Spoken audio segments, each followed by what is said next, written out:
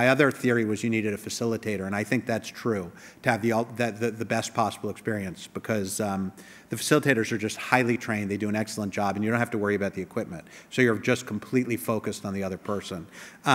We encourage people, because we don't have the capacity to meet the demand, we tell people to do it themselves.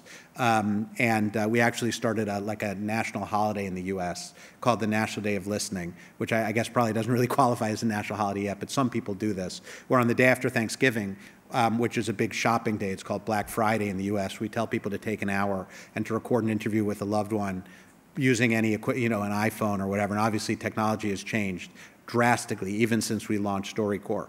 And the important thing is to have this conversation. If you can't do it through StoryCorps, you want to do it anyways. You all know, doing interviews all the time.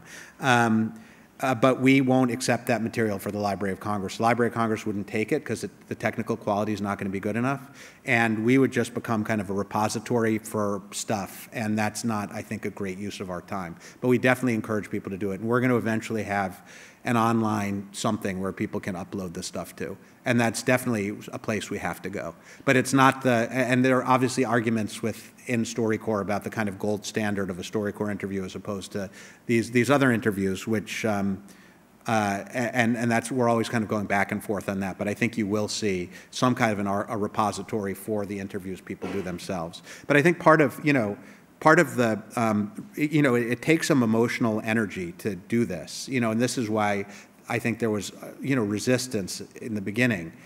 When we find that when we have a booth in one place that doesn't leave, it's harder to fill the slots. If people know a booth is going to leave in a finite period of time, they're going to get their butts out there to do an interview. And part of the reason StoryCorps works and there's interest in StoryCorps is the pressure to get into the booth. And when you're doing it yourself, there's not that kind of pressure. So I think it may be, you're kind of reverting back to those early days of StoryCorps, hard to convince people to do it sort of scenarios. So I'm going to play one more piece. I've already gone 5 minutes over. I'm sorry, but it's another video. And there was a man named Studs Terkel who was a great influence on StoryCorps, who was a great American oral historian, and today would have been his 100th birthday.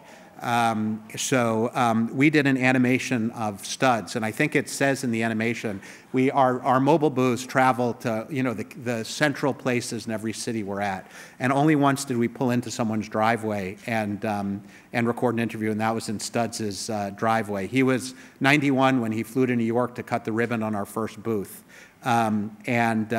was just a great influence and inspiration and hero of mine and all of us in StoryCorps. So in honor of his 100th birthday, to end this, let's play The Human Voice, which is a story from Studs about